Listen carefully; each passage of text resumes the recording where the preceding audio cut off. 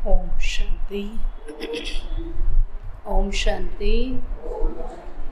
आज है 10 अगस्त 2022 के साकार महावाक्य। कल बाबा ने कहा मैं दुखधाम से सुखधाम में ले जाने के लिए आया हूँ, तो सुखधाम और शांति धाम को याद करो। याद करेंगे तो सुखधाम में जाएंगे, नहीं करेंगे तो सजा खाएंगे।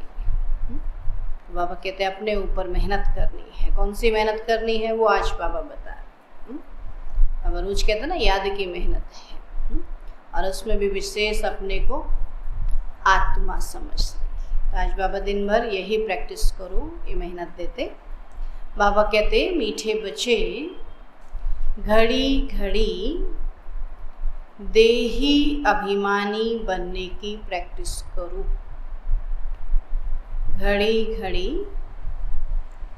देही अभिमानी बनने की प्रैक्टिस करो। मैं आत्मा हूँ, मैं आत्मा हूँ। एक शरीर छोड़ दूसरा लेती हूँ। मैं आत्मा हूँ, एक शरीर छोड़ दूसरा लेती हूँ। अब मुझे घर जाना है, अब मुझे घर जाना है।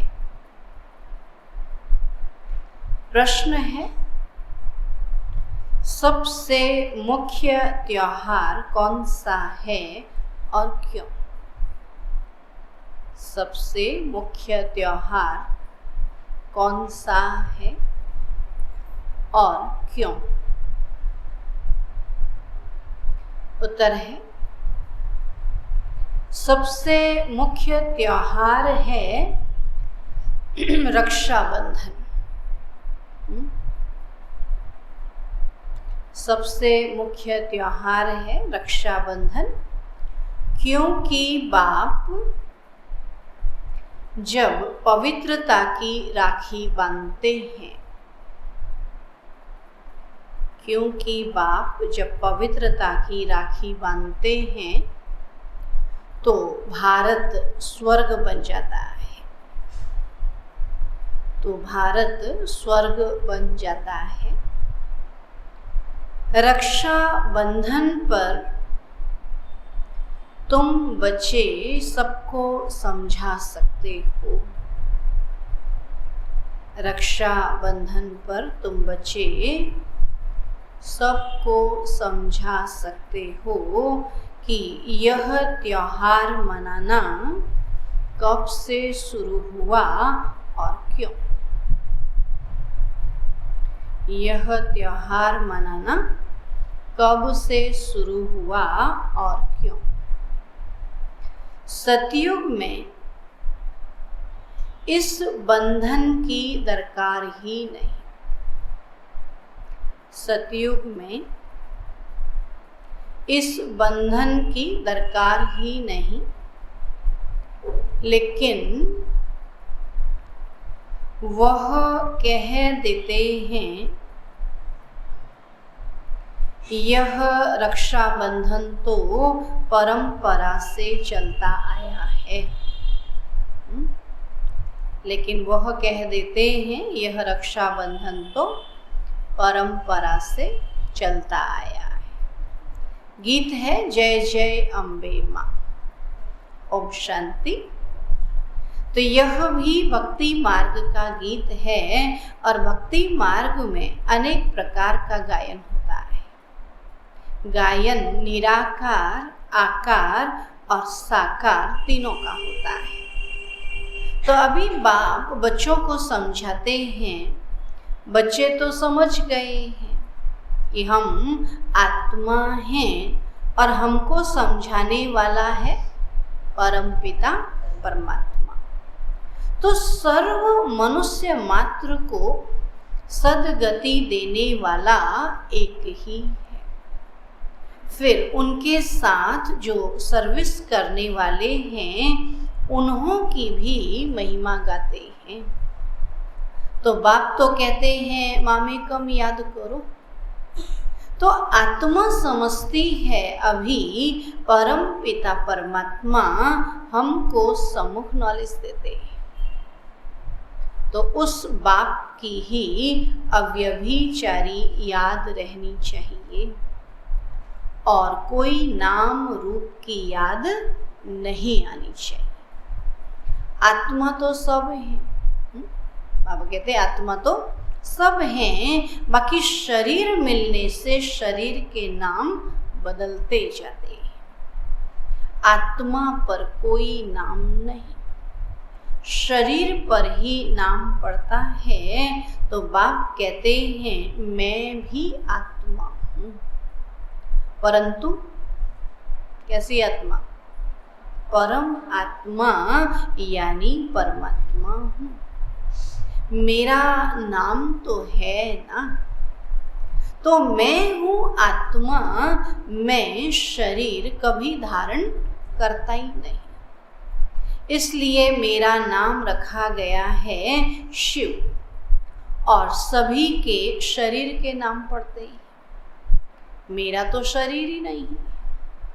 बाबा कहते सबको आत्मा ही कहते हैं, लेकिन परम आत्मा को कहते हैं शिव, क्योंकि परम आत्मा का नाम है, क्योंकि शरीर ही नहीं है। बाबा कहते और सभी के शरीर के नाम पड़ते हैं, मेरा तो शरीर नहीं है, नाम तो चाहिए ना, नहीं तो मैं भी आत्मा, तो फिर परमात्मा कौन? तो मैं हूँ परम आत्मा, मेरा नाम है शिव। जो भी पूजा करते हैं लिंग की करते हैं, लिंग पत्थर को ही परमात्मा कहते रहते, फिर जैसी भाषा वैसा नाम, परंतु चीज एक ही है। जैसी तुम्हारी आत्मा वैसी बाबा कहते मेरी भी है। हर एक आत्मा तो दिखने में एक जैसी है ना, गुणों में अंतर है। तो बाबा की जैसी तुम्हारी आत्मा वैसे मेरी भी है, तुम भी बिंदी मैं भी बिंदी। मुझ बिंदी का नाम है शिव, और पहचान के लिए नाम तो चाहिए ना।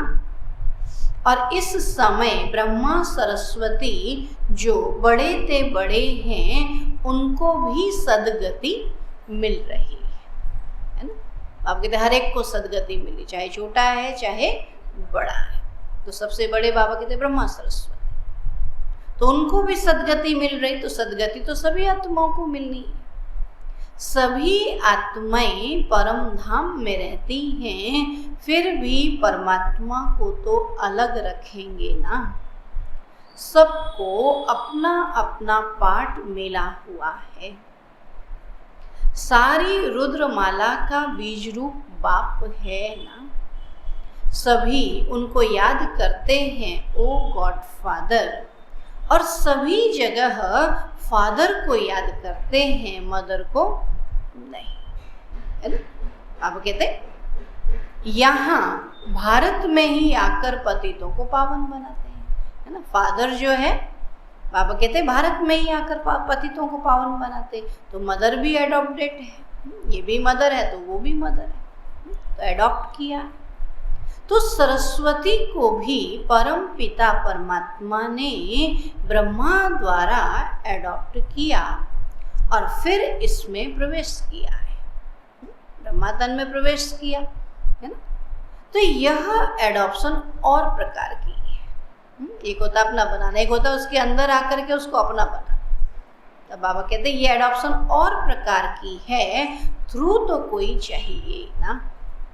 कहते हैं इन द्वारा मैं नॉलेज सुनाता हूँ, इन द्वारा बच्चे एडॉप्ट करता हूँ। तो यह माता भी सिद्ध होती है, तो प्रवृत्ति मार्ग है ना। परंतु है तो मेल, इसलिए मुख्य सरस्वती को माता के पद पर रखा जाता है। तो यह बड़े गुह्य राज समझने के हैं। प्रजा पिता है ना, प्रजा को रचने वाला, इन द्वारा वह रचते हैं। ऐसे नहीं कि सरस्वती द्वारा कोई एडॉप्ट करते हैं, नहीं।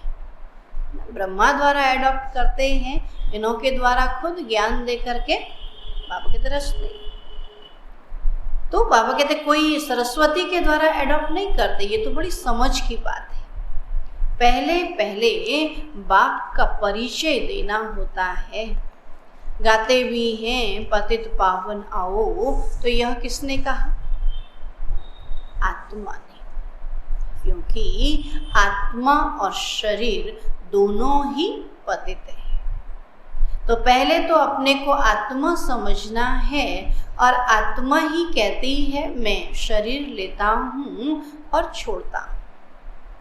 एक एक बात निश्चय में बिठानी होती है, क्योंकि नई बात है ना। और जो सुनाते हैं वह है मनुष्य, भगवान तो नहीं। दुनिया में जो भी सुनाते हैं वो सब कौन है? मनुष्य।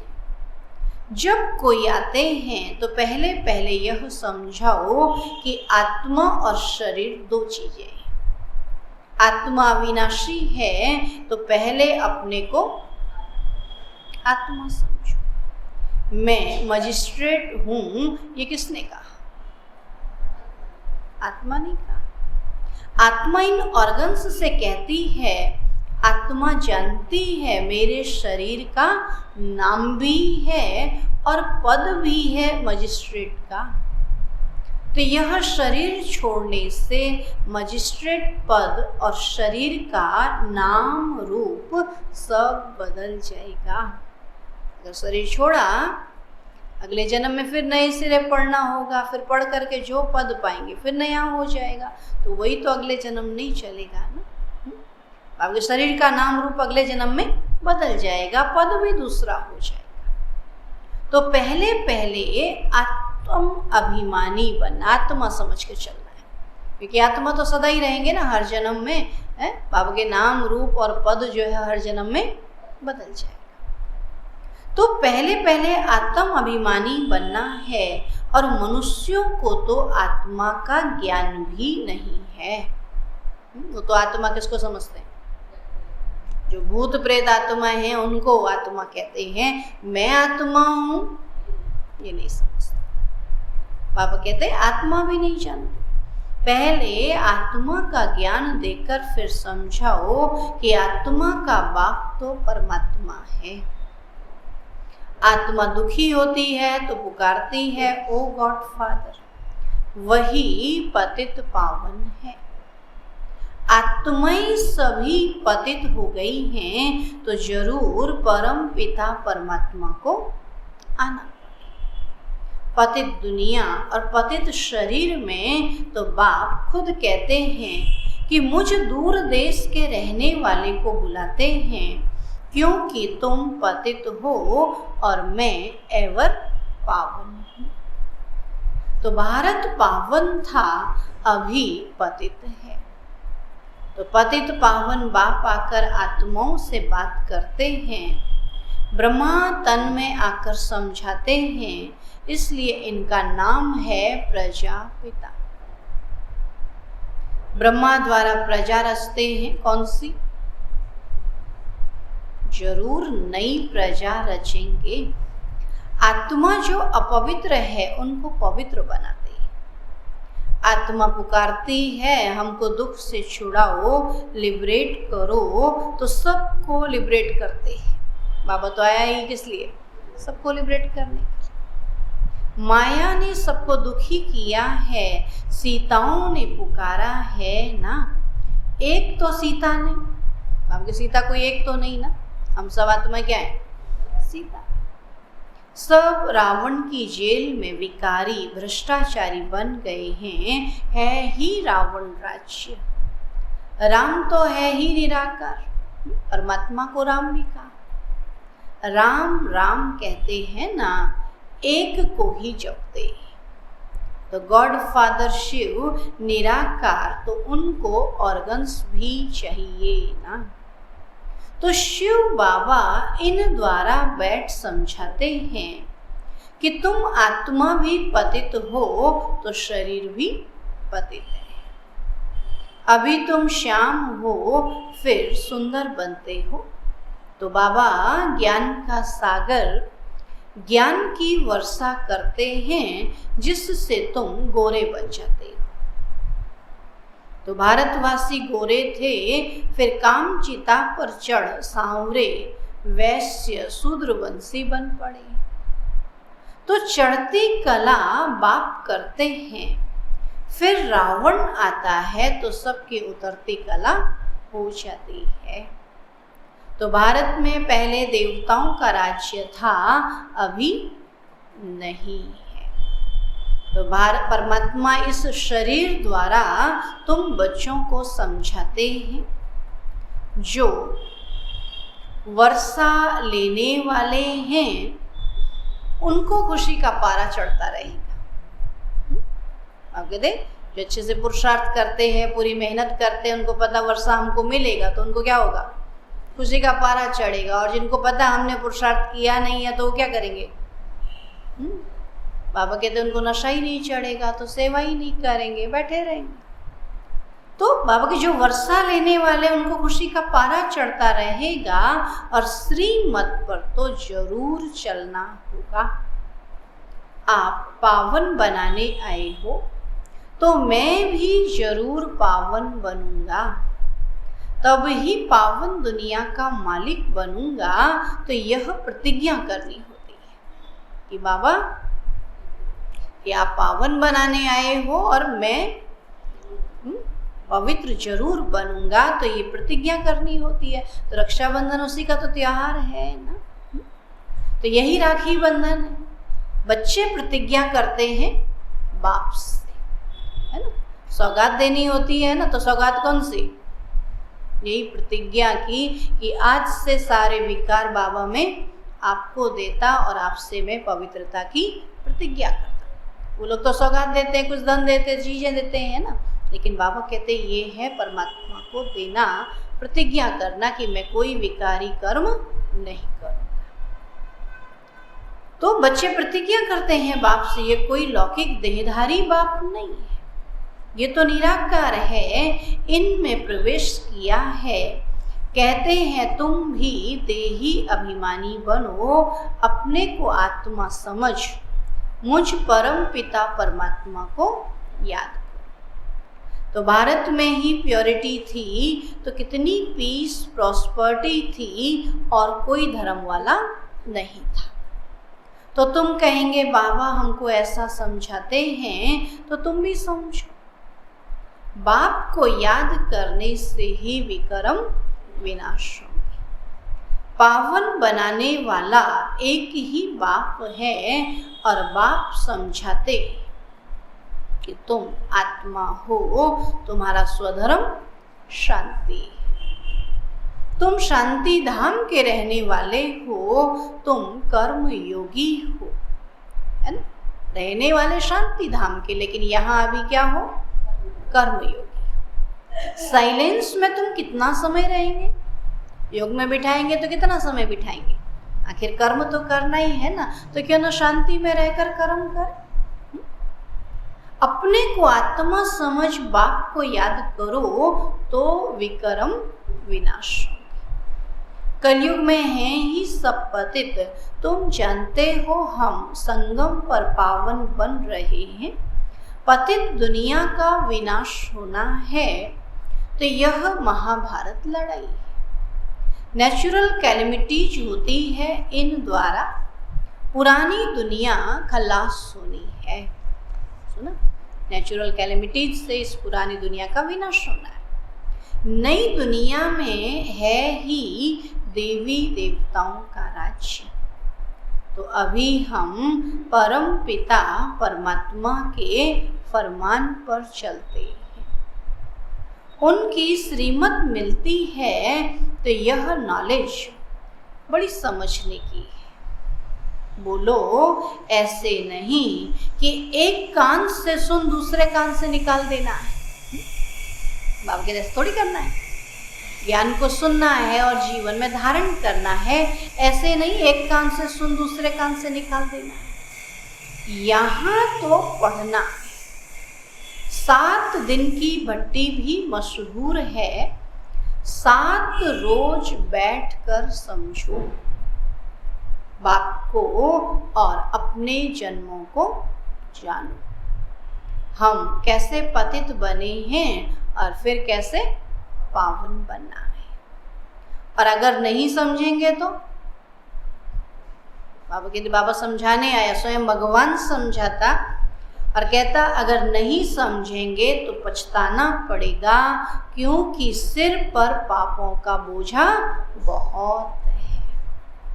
एक ही बाप मोस्ट बीलवेड है जो हमें पावन दुनिया का मालिक बनाते हैं। बाकी तो सभी एक दो को पतित ही बनाते ही हैं। दुनिया में तो सब क्या करते हैं? पतित ही बनाते। तो सतयुग में पवित्र गृहस्थ था और अब अपवित्र बने हैं। यहाँ तो कोई भी पावन नहीं। अब कहते अभी अपवित्र बने हैं, तो यह है ही रावण राज्य। और अब स्वर्ग में चलना है तो पावन बनना है, तब ही बेहद के बाप से वर्षा मिलेगा। और यह तो याद करो कि हम शांति धाम के वासी हैं और फिर सुख धाम में गए, अभी तो दुख धाम है। फिर जाना है शांति धाम, इसलिए देही अभिमानी बनना है। तो बाबा कहते हैं घर में रहते एक तो पवित्र बनो, दूसरा मुझे याद करो तो पाप नाश हो जाएंगे। क्या कहता बाबा? एक तो पवित्र बनो, दूसरा मुझे याद करो तो पाप नाश हो जाएंगे। और याद नहीं करेंगे, पवित्र नहीं रहेंगे तो विक्रम कैसे विनाश? रावण राज्य से कैसे छूटेंगे, है ना? विक्रम रहेंगे तो फिर सतयुग में कैसे जाएंगे? यहाँ सब शोक वाटिका में है और भारत आधा कल्प शोक वाटिका में है और आधा कल्प अशोक वाटिका में रहता है ना? सतयुग त्रेता अशोक वाटिका, द्वापर कलयुग शोक वाटिका। तो आप भी पतित दुनिया में हो ना। तुम अथॉरिटी से समझाने वाले हो तो भी रिस्पेक्ट से बोलना है कि तुम भल कहते हो कि हम गॉड फादर की संतान हैं, परंतु फादर का ज्ञान कहाँ है? सुना क्या कहते हैं? गॉड फादर की संतान है लेकिन गॉड फादर को जानते नहीं, है ना? लौकिक बाप को तो जानते हो, परंतु पारलौकिक बाप जो इतना बेहद का सुख देते हैं, स्वर्ग का मालिक बनाते हैं, उनको तुम नहीं जानते हो। भारत को जिसने स्वर्ग बनाया था उनको तुम भूल गए हो, इसलिए ही यह हालत हुई है। तो सभी भ्रष्टाचारी हैं क्योंकि विष से पैदा होते हैं। और यह तो कोई भी समझ जाएगा, इसमें इंसल्ट की कोई बात नहीं है। और यह तो समझानी दी जाती है, रक्षा बंधन का ही महत्व है। तो बाबा कहते हैं कि विकारों पर जीत पाकर मुझे याद करो और शांति धाम को याद करो, तो तुम वहाँ चले जाएंगे। जहाँ बाबा रहता, बाबा के साथ चले जाएं। तो बुद्धि में यह याद रहना चाहिए कि हम सुखधाम में जाते हैं वाया शांति धाम। पहले शांति धाम जाएंगे फिर सुखधाम में। तो पहले देही अभिमानी जरूर बनना पड़े ना। शांति धाम जाना है तो अपने को आत्मा समझना। मैं आत्मा हूँ, एक शरीर छोड़ दूसरा लेता हूँ। तो बाप ने यह भी समझाया है कि मनुष्य कुत्ता बिल्ली नहीं बनता है। भक्ति में तो क्या सुनाते, गरुड़ पुराण में तो क्या कहते कि मनुष्य कुछ भी बनता है, लेकिन बाबा कहता नहीं कि सूरत जो है वो मनुष्य की ही रहती है, लेकिन सीरत जो है वो जानवर जैसी हो जाती है, कि बाकी किसी की सूरत नहीं बदलती। मनुष्य तो भक्ति मार्ग में कितने धक्के खाते रहते हैं। अभी तुम बच्चे भाषण में समझाते रहो कि तुम पतित हो ना, तभी तो पतित पावन बाप को याद करते हो। गंगा में स्नान करने जाते मन सिद्ध करते हैं, हम पतित हैं। तो सब सीताएं शोक वाटिका में हैं, दिन प्रतिदिन शोक बढ़ता ही जाता है। जिन्होंने राज्य लिया है वो भी समझते हैं बहुत दुख है। इस समय राजा को कितना दुख है, और जो भी राजा बनता है वो सुख में रहता है। यहाँ जितनी भी कहानियां सुनी है राजाओं की, पूरा समय जंगल में रहे, लड़ते मरते रहे, तो सुख तो कहाँ था फिर, सतयुग में, है ना। तो राजाओं को दुख देखते बोलते राजा ही तो अच्छी है ही नहीं, सुख तो है ही नहीं कह देते। तो बाबा कहते कलयुग में दुख है, सतयुग में तो सुख ही सुख है। तो कितना बाबा कहते हैं वो माथा मारते रहते हैं, एक को शांत कराते तो दूसरा खड़ा हो जाता है। लड़ाई लगती ही रहती है, शांति के बदले और ही अशांति हो जाती है। तो बाप आकर इस दुख अशांति को मिटाए, सुख धाम बना देते हैं। तो पुरानी दुनिया में है दुख और नई दुनिया में है सुख। तो ये राखी का बंधन, राखी बंधन का बड़ा त्योहार है। समझाना है कि यह रिवाज किसने डाला है, पतित पावन परम पिता परमात्मा, उसने आकर पवित्रता की प्रतिज्ञा कराई है। सुना, ये भाई बहन का त्योहार इसलिए कहा क्योंकि सबसे ज्यादा पवित्रता किसमें है, भाई बहन। तब बाबा कहते कि बाबा ने पवित्रता की प्रतिज्ञा कराई कि इस दुनिया में हमको रहना है तो हर एक आत्मा को भाई भाई की आत्मिक दृष्टि से देखना है, भाई बहन की दृष्टि से देखना है, तो कोई विकारों में जाएगा ही नहीं, सभी पावन बन जाएंगे। इतनी मेहनत ही क्यों करनी पड़े। तो पवित्रता की प्रतिज्ञा कराई है, 5000 वर्ष पहले प्रतिज्ञा की थी, और अभी फिर परम पिता परमात्मा से बुद्धि योग लगाओ तो तुम पावन बन जाएंगे। पूछो राखी कब से बांधते हो, कहते हैं ये तो अनादि कायदा है। अब क्या सतयुग में बांधते होंगे, वहां तो है ही सब पवित्र। और ये पावन दुनिया में थोड़ी राखी बांधे, राखी तो कब बांधे, जब पतित बने, जब समझे कि हमारी असुरक्षा हो रही है, हमको रक्षा की आवश्यकता है, तब रक्षाबंधन शुरू हुआ, वरना कौन बांधता। पावन दुनिया में थोड़ी राखी बांधेंगे, यहाँ तो कोई पावन है ही नहीं। अब बाप फरमान करते हैं कि पवित्र बनो तो पवित्र दुनिया में चलेंगे। प्योरिटी है फर्स्ट, पवित्र प्रवृत्ति मार्ग था, अब नहीं है। तो स्वर्ग में दुख का नाम ही नहीं होता है, नरक में फिर सुख का नाम नहीं। स्वर्ग में दुख नहीं तो नरक में सुख नहीं। तो भ्रष्टाचारियों को अल्पकाल का सुख मिलता है, श्रेष्ठाचारियों को आधा कल्प सुख मिलता है। सुना, दुनिया वाले कहते भ्रष्टाचारी बड़े सुखी हैं, वो तो इसी समय सुखी और इसी समय दुखी है, लेकिन जो श्रेष्ठ बनेंगे वो आधा कल्प बाबा के तो सुख भोगे। यह तो जानते हो राखी उत्सव पास होगा, कहेंगे हूबहू कल्प पहले भी हुआ था। ड्रामा को पूरा न समझने के कारण मूंझ भी पड़ते हैं। तो पहले पहले परिचय देना है बाप का, तो बाप ही आकर लिबरेट करते हैं। तो राखी बंधन कब से शुरू हुआ, इनका भी बड़ा महत्व है, लिख देना चाहिए, आकर समझो। कोई को भी समझाओ, कहाँ भी भाषण के लिए जगह दें, कहीं भी आकर समझाओ, बाबा कहते भाषण के लिए जगह दें। कांग्रेस वाले दुकानों पर खड़े होकर भाषण करते हैं तो ढेर आ जाते हैं। तो सर्विस के लिए पुरुषार्थ करना चाहिए।